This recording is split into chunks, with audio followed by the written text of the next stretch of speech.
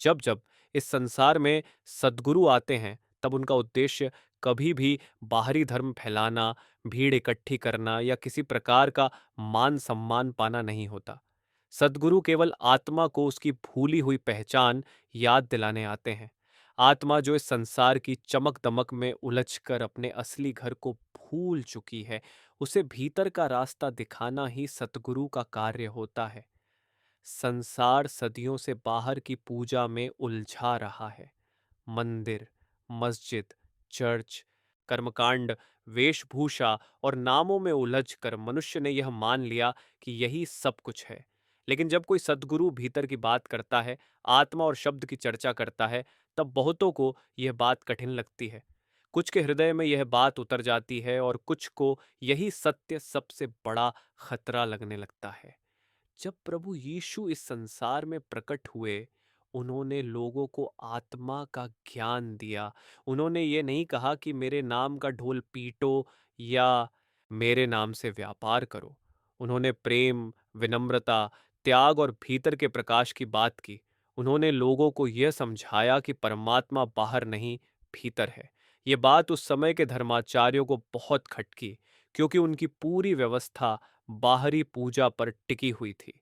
धीरे धीरे लोग यीशु के पास आने लगे। उन्हें शांति मिली, जीवन का उद्देश्य समझ में आने लगा। सबसे बड़ी बात यह थी कि यीशु किसी से कुछ नहीं लेते थे, न धन, न उपहार, न दक्षिणा।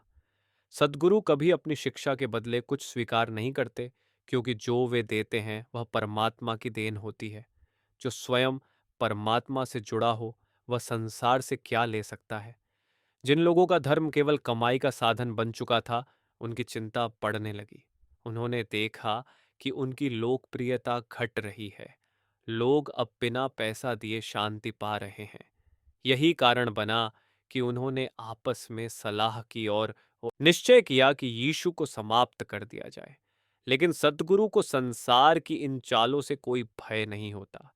सद्गुरु जानते हैं कि देह नश्वर है, आत्मा अमर है। वे जानते हैं कि जिस दिन यह देह छूटेगी, उसी दिन आत्मा अपने असली घर की ओर लौटेगी।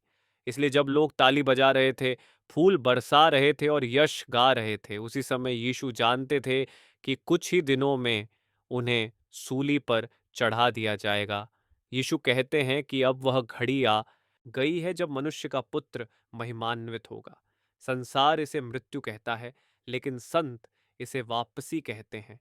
ये वह क्षण होता है जब आत्मा अपने स्रोत में विलीन होने के लिए तैयार होती है। जब सद्गुरु कहते हैं कि कार्य पूरा हो गया, तो उसका अर्थ यही होता है कि जिन आत्माओं को मार्ग दिखाना था, वह कार्य पूर्ण हो चुका है। सतगुरु संसार में किसी एक व्यक्ति के लिए नहीं आते। वे उन आत्माओं के लिए आते हैं जिन्हें परमात्मा ने उनके जिम्मे लगाया होता है। जब वह कार्य पूरा हो जाता है, तब सतगुरु के लिए इस संसार में रुकना आवश्यक नहीं रह जाता। यीशु गेहूं के दाने का उदाहरण देते हैं। जब तक दाना मिट्टी में दबकर अपना अस्तित्व नहीं छोड़ देता, तब तक वह फल नहीं देता। उसी प्रकार जब तक मनुष्य अपना अहंकार नहीं छोड़ता, तब तक उसके भीतर परमात्मा प्रकट नहीं होता। अहंकार ही सबसे बड़ा पर्दा है। जब तक मैं बना रहता है, तब तक वह प्रकट नहीं हो सकता। मनुष्य बाहर से बहुत कुछ त्यागता दिखाई देता है। कोई वस्त्र छोड़ देता है, कोई घर छोड़ देता है, कोई संबंध छोड़ देता है, लेकिन भीतर का अहंकार ज्यों का त्यों बना रहता है। सच्चा त्याग बाहर नहीं, भीतर होता है। सच्ची विनम्रता बाहर से दिखाई नहीं देती, वह भीतर से जन्म लेती है। अहंकार और विनम्रता एक साथ नहीं रह सकते। जहां विनम्रता आती है, वहां अहंकार अपने आप चला जाता है। लेकिन यह विनम्रता तभी आती है जब मनुष्य का लगाव भीतर के शब्द से जुड़ जाता है। जब भीतर की धुन सुनाई देने लगती है, तब बाहर की दुनिया अपने आप फीकी लगने लगती है। शब्द भीतर बजे अनहद बाजा, मन ठहरा, अहंकार भागा। जहां शब्द से प्रीत लगी, वहां दुनिया आप ही त्यागा। जब तक मनुष्य संसार की वस्तुओं, रिश्तों और भोगों से चिपका रहता है, तब तक वह स्वयं से भरा रहता है। और जो स्वयं से भरा हो, उसमें परमात्मा के लिए स्थान कहाँ होता है। जब भीतर का पात्र खाली होता है, तभी उसमें प्रभु की कृपा भरती है। यीशु कहते हैं कि जो इस संसार के जीवन से प्रेम करता है वह उसे खो देता है। इसका अर्थ यह नहीं कि जीवन से घृणा की जाए, इसका अर्थ है कि संसार की आसक्ति से मुक्त हुआ जाए। देह का पालन करना आवश्यक है, लेकिन देह को ही सब कुछ मान लेना अज्ञानता है। जो मनुष्य संसार में रहते हुए भी भीतर के मार्ग पर चल पड़ता है, वह संसार में रहते हुए भी संसार का नहीं रहता। उसके कर्म चलते रहते हैं, लेकिन उसका मन ऊपर की ओर लगा रहता है। वह जानता है कि यह जीवन एक अवसर है, एक यात्रा है, ठहराव नहीं। जो सद्गुरु की सेवा करता है वह वास्तव में परमात्मा की सेवा करता है। सद्गुरु की सेवा का अर्थ चरण छूना या बाहरी काम करना नहीं है। सद्गुरु की सच्ची सेवा उनके बताए हुए मार्ग पर चलना है। जब मनुष्य ध्यान और सिमरन करता है, तब वह भीतर सद्गुरु के रूहानी स्वरूप को देखने लगता है। सद्गुरु बाहर देह में दिखाई देते हैं, लेकिन असली सद्गुरु भीतर प्रकाश रूप में प्रकट होते हैं। वही असली मार्गदर्शक होते हैं। जब भीतर का मार्ग खुल जाता है, तब मृत्यु का भय समाप्त हो जाता है, क्योंकि तब मनुष्य जान लेता है कि वह देह नहीं, आत्मा है। यीशु कहते हैं कि उनका मन व्याकुल है, लेकिन यह व्याकुलता अपने लिए नहीं है, यह अपने शिष्यों के लिए है। सद्गुरु अपने लिए कभी नहीं सोचते। वे जानते हैं कि देह छोड़ने के बाद भी वे सुरक्षित हैं, लेकिन जो पीछे रह जाते हैं उनके लिए उनका हृदय करुणा से भर जाता है। जब तक सद्गुरु देह में होते हैं, शिष्य बाहरी सहारे पर निर्भर रहते हैं। जब सद्गुरु देह छोड़ते हैं, तब भीतर की तड़प पैदा होती है। वही तड़प, वही विरह, वही पीड़ा मनुष्य को भीतर की ओर मोड़ देती है। वही विरह आत्मा की सबसे बड़ी पूंजी बन जाता है। सद्गुरु जानते हैं कि यह विरह ही शिष्य को भीतर के सद्गुरु तक पहुंचाएगा। जब बाहर का सहारा छूटता है, तभी भीतर का सहारा मिलता है। यही परमात्मा की व्यवस्था है। शब्द विरह लगी तो राह मिली, बिन्न विरह के जाग न पाई। सद्गुरु जब ओझल हुए, तब भीतर ज्योत जगाई। यह सिद्ध होता है कि सद्गुरु कितने करुणामय होते हैं। वे संसार में रहते हुए भी संसार के नहीं होते। वे केवल परमात्मा की आज्ञा का पालन करते हैं और आत्माओं को उनके घर की ओर मोड़ते हैं। जब सद्गुरु यह जानते हैं कि उनका देह से जाना निकट है, तब वे अपने शिष्यों को बार बार यह समझाते हैं कि समय रहते भीतर का काम पूरा कर लो। देह का संग थोड़े समय का होता है, लेकिन भीतर का संग सदा के लिए होता है। मनुष्य अक्सर यह भूल जाता है कि जो सामने दिखाई देता है वही स्थायी नहीं होता। जो दिखाई नहीं देता वही सच्चा और स्थायी है। यीशु अपने शिष्यों से कहते हैं कि थोड़े ही समय के लिए यह प्रकाश तुम्हारे साथ है। जब तक यह प्रकाश सामने है, तब तक इसका लाभ उठा लो, क्योंकि एक बार यह देह ओझल हो गई, तब बाहर से मार्गदर्शन नहीं मिलेगा। तब केवल वही भीतर का प्रकाश काम आएगा जिसे तुमने इस समय पहचान लिया होगा। मनुष्य सोचता है कि सद्गुरु आने वाली पीढ़ियों को भी वैसे ही मार्ग दिखाते रहेंगे जैसे उसे दिखा रहे हैं, लेकिन सद्गुरु स्वयं स्पष्ट करते हैं कि वे सीमित समय के लिए आते हैं। हर युग में सद्गुरु आते हैं, लेकिन एक ही देह सदा के लिए नहीं रहती। इसलिए जो अवसर सामने मिला है उसे टालना बहुत बड़ी भूल है। जो अंधकार में चलता है वह नहीं जानता कि वह कहाँ जा रहा है। अंधकार का अर्थ बाहर की रात नहीं है। अंधकार का अर्थ है सतगुरु की जीवित मार्गदर्शन के बिना जीवन बिताना। चाहे मनुष्य कितना भी पढ़ा लिखा हो, कितना भी समझदार हो, अगर भीतर का मार्ग नहीं खुला तो वह अंधकार में ही भटकता रहता है। बाहर की समझ मनुष्य को संसार में सफल बना सकती है, लेकिन भीतर की समझ ही उसे जन्म मरण से मुक्त कर सकती है। इसलिए सद्गुरु बार बार कहते हैं कि जब तक समय है, भीतर की आंख खोल लो। यही असली शिक्षा है। सद्गुरु की देह का संग मनुष्य को आकर्षित करता है। चेहरे की करुणा, आंखों की शांति, वाणी की मधुरता, ये सब मन को बांध लेता है। लेकिन सद्गुरु का उद्देश्य यह नहीं कि शिष्य देह से बंध जाए। उनका उद्देश्य यह है कि यह बाहरी लगाव भीतर की ओर मोड़ बने। जब शिष्य भीतर ध्यान और सिमरन करता है, तब वह देखता है कि वही सद्गुरु जिन्हें वह बाहर देख रहा था, भीतर प्रकाश रूप में प्रकट हो रहे हैं। तब समझ में आता है कि सद्गुरु कभी देह तक सीमित नहीं थे। देह तो केवल एक माध्यम थी। शब्द बाहर देखा रूप सुहाना, भीतर पाया वही ठिकाना। देह गई तो क्या बिगड़ा, सतगुरु मिला अनजाना। यीशु कहते हैं कि जब तक प्रकाश है, प्रकाश में विश्वास करो ताकि तुम प्रकाश की संतान बन सको।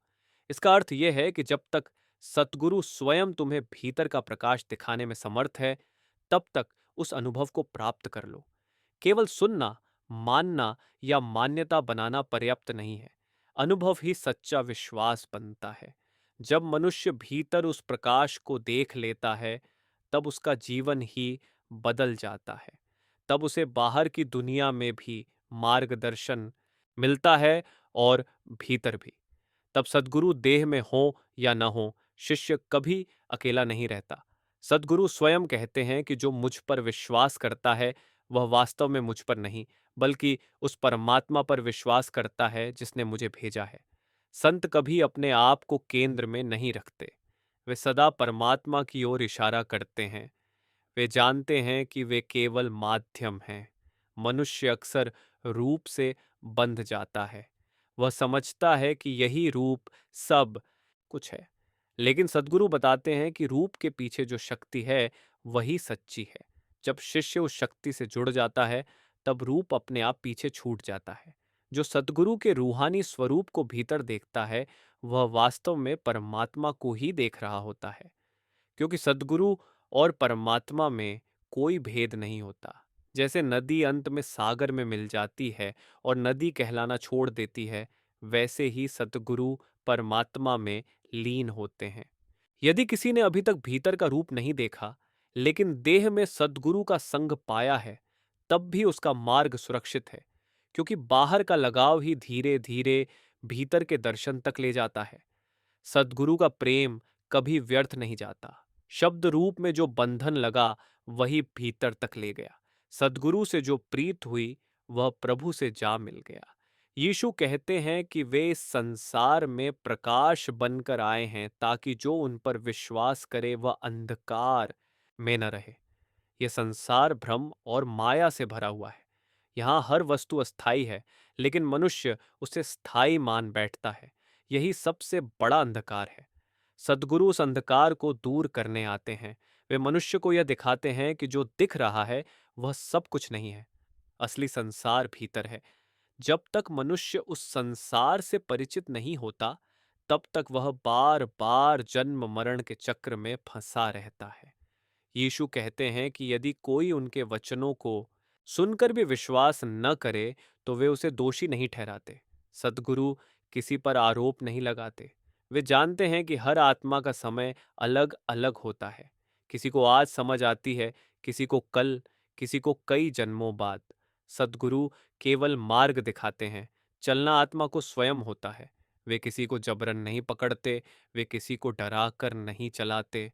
उनका कार्य केवल निमंत्रण देना होता है।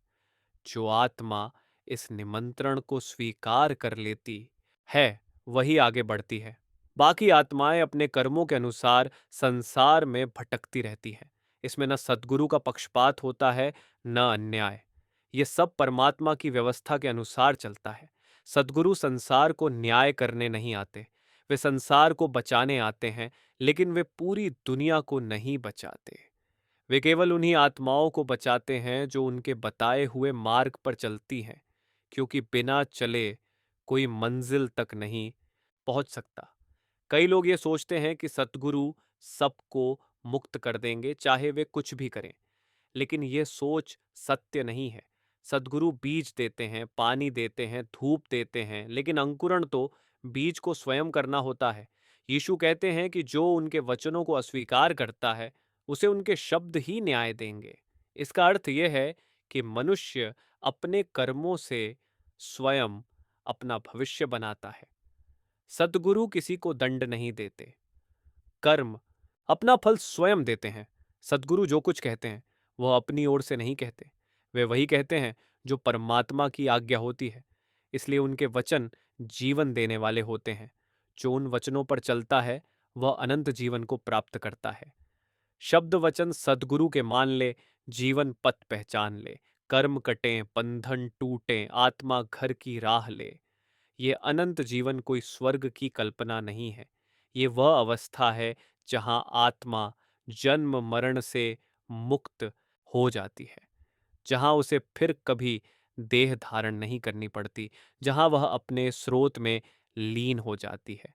सद्गुरु इसी अवस्था की ओर मनुष्य को ले जाते हैं। वे संसार छोड़ने की नहीं, संसार से ऊपर उठने की शिक्षा देते हैं। वे जीवन को नकारते नहीं, वे जीवन को सही दिशा देते हैं। इसलिए सद्गुरु के वचन सुनना ही पर्याप्त नहीं है, उन्हें जीवन में उतारना आवश्यक है।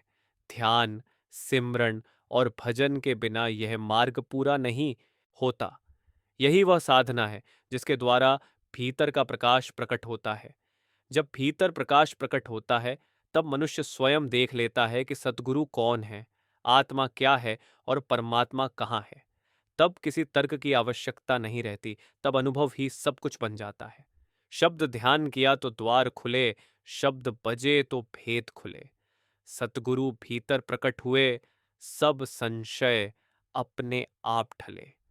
सतगुरु जब संसार में आते हैं तो वे मनुष्य को केवल उपदेश देने नहीं आते, वे जीवन जीने की कला सिखाने आते हैं। उनकी शिक्षा शब्दों में कम और प्रभाव में अधिक होती है। जो उनके पास आता है वह केवल सुनता नहीं, वह बदलने लगता है। ये परिवर्तन बाहर से नहीं, भीतर से शुरू होता है। धीरे धीरे मन का रुख बदलता है, इच्छाएं ढीली पड़ने लगती हैं और भीतर एक नई तड़प जन्म लेती है। यीशु जानते थे कि शिष्य अभी भी बाहरी सहारे से जुड़े हुए हैं, वे उनके वचनों से प्रभावित थे, लेकिन भीतर का अनुभव अब भी बहुतों को नहीं हुआ था। इसलिए वे बार बार इस बात पर जोर देते हैं कि देह का संग सीमित है। यदि इसी संग को सब कुछ मान लिया गया तो आगे का मार्ग कठिन हो जाएगा। मनुष्य की सबसे बड़ी भूल यही होती है कि वह जो सामने है उसी को अंतिम सत्य मान लेता है। सतगुरु सामने होते हैं, इसीलिए शिष्य सोचता है कि यही सब कुछ है। लेकिन सतगुरु जानते हैं कि यह सामने का रूप एक दिन ओझल हो जाएगा, इसलिए वे पहले से ही शिष्य को भीतर की ओर मोड़ना शुरू कर देते हैं।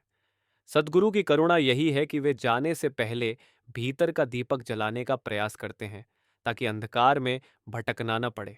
जो शिष्य इस बात को समझ लेता है वह समय रहते ध्यान और सिमरण में गहराई लाने लगता है। शब्द बाहर का सहारा छूटेगा, भीतर का ही काम आएगा। सतगुरु पहले से समझाए, जो समझा वही पार जाएगा। यीशु कहते हैं कि वे संसार को दोषी ठहराने नहीं आए।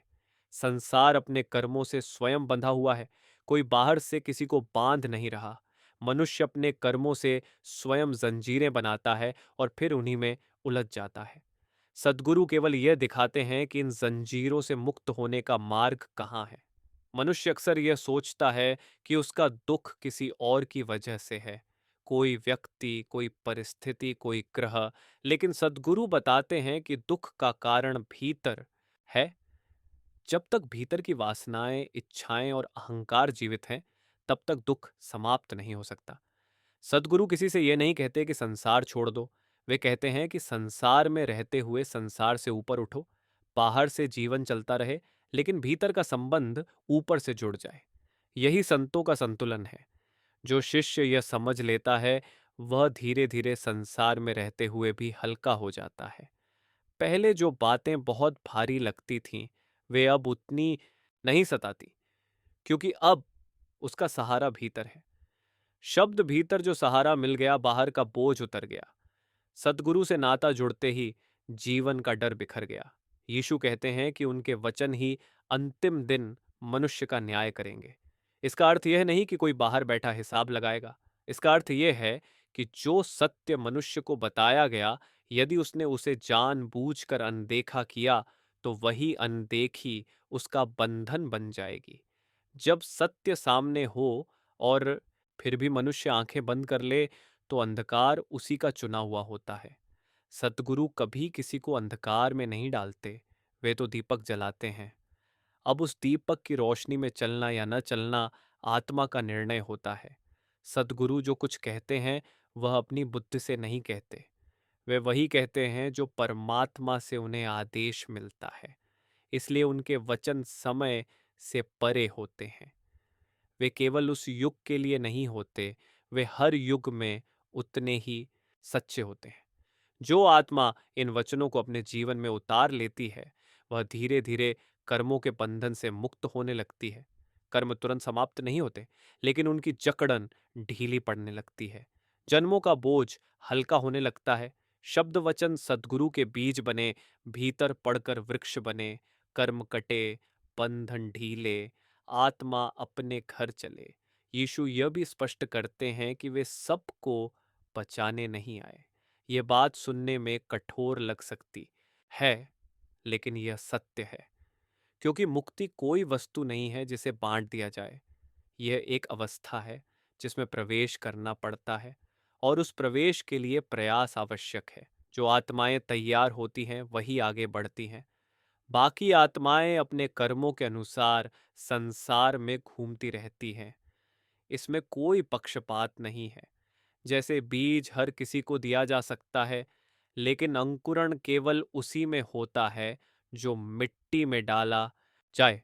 सद्गुरु किसी को मजबूर नहीं करते, वे आमंत्रण देते हैं। वे कहते हैं, आओ, मार्ग यहाँ है। अब आना या ना आना आत्मा की स्वतंत्रता है।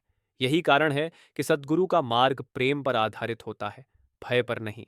जब शिष्य प्रेम से चलता है तब उसका मन स्वाभाविक रूप से शुद्ध होने लगता है। भय से किया गया काम कभी भीतर तक नहीं जाता।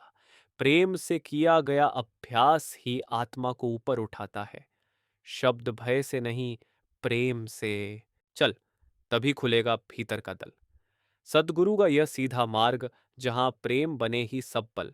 धीरे धीरे शिष्य यह अनुभव करने लगता है कि सद्गुरु बाहर जितने पास थे उससे कहीं अधिक भीतर पास हैं। पहले वह उनके दर्शन के लिए बाहर दौड़ता था, अब वह आंख बंद करता है। पहले वह वाणी सुनने को तरसता था, अब वह भीतर की धुन सुनने लगता है। ये वही अवस्था है जिसके लिए सतगुरु संसार में आते हैं। जब शिष्य भीतर का संग पा लेता है तब देह का जाना उसे तोड़ता नहीं। दुख तो आता है, विरह भी होता है, लेकिन वह विरह उसे नीचे नहीं खींचता, ऊपर उठाता है। सतगुरु का प्रेम ऐसा ही होता है। वह आत्मा को मजबूत बनाता है। वह उसे संसार से भागना नहीं सिखाता, बल्कि संसार के बीच अडिग रहना सिखाता है। जब शिष्य इस अवस्था में पहुंच जाता है तब वह स्वयं समझ जाता है कि सतगुरु ने क्यों कहा था कि थोड़ी देर के लिए प्रकाश तुम्हारे साथ है, क्योंकि अब वह प्रकाश बाहर नहीं, भीतर जल रहा होता है। शब्द बाहर जला जो दीप कभी, वह भीतर अब स्थिर हुआ। सद्गुरु देह से दूर हुए, पर संग कभी न छूटा हुआ। यही वह अवस्था है जहां मनुष्य मृत्यु से नहीं डरता, क्योंकि उसने भीतर उस जीवन को देख लिया होता है जो कभी समाप्त नहीं होता। तब देह का जाना केवल वस्त्र बदलने जैसा लगता है। सतगुरु इसी सत्य की ओर इशारा करते हैं। वे मनुष्य को अमृता का अनुभव कराते हैं, शब्दों से नहीं, अनुभव से। और यही अनुभव शिष्य का सबसे बड़ा धन बन जाता है। जब शिष्य के भीतर का दीप जलने लगता है तब संसार की घटनाएं पहले जैसी नहीं लगती। वही परिस्थितियां होती हैं, वही लोग होते हैं, वही जिम्मेदारियां रहती हैं, लेकिन देखने वाला बदल जाता है। पहले मन बाहर की लहरों में डोलता था, अब भीतर की शांति उसे थाम लेती है। यही वह बिंदु है जहां सतगुरु की असली कृपा समझ में आती है। सद्गुरु कभी यह दावा नहीं करते कि वे संसार की हर समस्या हल कर देंगे। वे ये नहीं कहते कि दुख नहीं आएगा, कठिनाई नहीं आएगी। वे केवल यह सिखाते हैं कि जब दुख आए तो भीतर एक ऐसा सहारा हो जो टूटने न दे। जब मनुष्य भीतर उस सहारे से जुड़ जाता है तब दुख भी उसे गहराई से चोट नहीं पहुंचा पाता। यीशु ने स्पष्ट कहा था कि इस संसार का एक शासक है। यह संसार नियमों से चलता है। देह, मन और कर्म, ये सब उसी व्यवस्था के अंतर्गत हैं। जब तक आत्मा देह में बंधी है तब तक वह उन नियमों के अधीन है। सद्गुरु देह में रहकर भी इन नियमों का पालन करते हैं, क्योंकि यह परमात्मा की आज्ञा है। लेकिन भीतर से वे इन नियमों से परे होते हैं। जब सद्गुरु देह से अपना संबंध समाप्त करते हैं, तब वे उस व्यवस्था से ऊपर उठ जाते हैं। यही कारण है कि वे कहते हैं कि अब इस संसार के शासक का उन पर कोई अधिकार नहीं रहता। ये कोई बाहरी युद्ध नहीं है, यह भीतर की अवस्था है, जहां आत्मा अपने असली स्थान को पहचान लेती है। मनुष्य अक्सर यह सोचता है कि कोई शक्ति बाहर से उसे बांध रही है, लेकिन सद्गुरु बताते हैं कि बंधन बाहर से नहीं, भीतर से है। इच्छाएं, वासनाएं, अहंकार, यही वह डोर है जो आत्मा को नीचे बांध कर रखती है। जब यह डोर कट जाती है, तब कोई शक्ति आत्मा को रोक नहीं सकती। शब्द बंधन बाहर नहीं भीतर है। इच्छा डोर की गांठ सघन है। सतगुरु ने जब काट दी, आत्मा उड़ी, पंख गगन है। यीशु कहते हैं कि जब वे ऊपर उठाए जाएंगे, तब वे अपने साथ उन सब को खींच लेंगे जिन्हें उन्होंने मार्ग दिया है। इसका अर्थ ये नहीं कि सब कुछ अपने आप हो जाएगा। इसका अर्थ यह है कि जिन्होंने सद्गुरु से संबंध जोड़ लिया है, वे कभी अकेले नहीं रहते।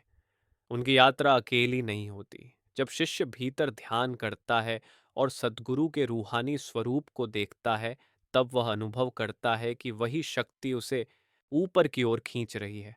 वह शक्ति शब्द की धारा होती है। वही धारा आत्मा को धीरे धीरे ऊपर उठाती है, जैसे नदी अपने जल को सागर की ओर ले जाती है। यह खिंचाव मनुष्य की अपनी कोशिश से अधिक सतगुरु की कृपा से होता है। शिष्य प्रयास करता है, लेकिन उसे ऊपर उठाने का कार्य सतगुरु करते हैं। यही कारण है कि इस मार्ग में अहंकार का कोई स्थान नहीं होता। जो ये सोचता है कि मैं कर रहा हूं, वही अटक जाता है। धीरे धीरे शिष्य समझने लगता है कि उसका काम केवल उपस्थित रहना है, समय देना है, मन को लगाना है। बाकी काम ऊपर की शक्ति स्वयं कर लेती है। जब यह समझ पक्की हो जाती है, तब मन हल्का हो जाता है। शब्द मैंने छोड़ा, वह ने थामा, भीतर खुला अनोखा धामा। सदगुरु की जब डोर लगी, आत्मा ने घर का पथ पहचाना। यीशु बार बार इस बात पर जोर देते हैं कि जब तक प्रकाश सामने है, तब तक चलो। ये बात केवल उस समय के शिष्यों के लिए नहीं थी। ये हर उस आत्मा के लिए है जिसे सतगुरु का संग मिलता है, क्योंकि यह संग दुर्लभ है और अस्थाई भी। सदगुरु किसी को जबरन नहीं बदलते, वे केवल रास्ता दिखाते हैं। बदलना आत्मा का अपना निर्णय होता है। यही कारण है कि इस मार्ग में स्वतंत्रता है। कोई दबाव नहीं, कोई भय नहीं। जो आत्मा इस स्वतंत्रता में सतगुरु को चुन लेती है, वही वास्तव में धन्य हो जाती है, क्योंकि उसने स्वयं अपने घर का रास्ता चुन लिया होता है। यीशु ये भी कहते हैं कि उनके वचन ही न्याय करेंगे। इसका अर्थ यह है कि जो सत्य आत्मा को दिया गया, यदि उसने उसे नजरअंदाज किया, तो वही अनदेखी उसका दुख बन जाएगी। इसमें सद्गुरु का कोई दोष नहीं होता। सद्गुरु जो कुछ कहते हैं, वह परमात्मा की आज्ञा से कहते हैं। इसलिए उनके वचन जीवन देने वाले होते हैं। जो उन्हें अपनाता है, वह अनंत जीवन की ओर बढ़ता है। शब्द वचन बने जीवन का सार, सतगुरु दिखलाए पार। जो सुनकर भी ठहरा यहीं, उसने खोया अनमोल उपहार। ये अनंत जीवन कोई कल्पना नहीं है। ये वह अवस्था है जहां आत्मा को फिर लौटना नहीं पड़ता, जहां जन्म और मृत्यु का चक्र समाप्त हो जाता है, जहां आत्मा अपने स्रोत में स्थिर हो जाती है। सद्गुरु इसी लक्ष्य के लिए संसार में आते हैं। वे जीवन को छोड़ने की नहीं, जीवन को पूर्ण करने की शिक्षा देते हैं। वे सिखाते हैं कि देह में रहते हुए भी देह से ऊपर कैसे उठा जाए। जब शिष्य इस मार्ग पर चलता है, तब उसके कर्म धीरे धीरे कटते हैं। कुछ कर्म भोगने पड़ते हैं, कुछ कृपा से हल्के हो जाते हैं, लेकिन भीतर का डर समाप्त हो जाता है, क्योंकि अब उसे पता होता है कि जो भी आ रहा है, वह गुजर जाएगा। शब्द कर्म आए, कर्म कटे, भीतर का दीप न हिले। सतगुरु संग जो चल पड़ा, डर के बादल सब छौंटे। यही सतगुरु की शिक्षा का सार है। यही यीशु का संदेश है। भीतर का प्रकाश, भीतर का शब्द, भीतर का सतगुरु, यही आत्मा की असली संपत्ति है। जिसे यह मिल गया, उसे संसार कुछ नहीं छीन सकता। यदि यह सत्संग आपके हृदय को छू पाया हो, तो कृपया चैनल को सब्सक्राइब करें, सत्संग को लाइक करें और कमेंट के माध्यम से अपने भाव साझा करें, ताकि हमें और भी अच्छे सत्संग आप तक लाने की प्रेरणा मिलती रहे।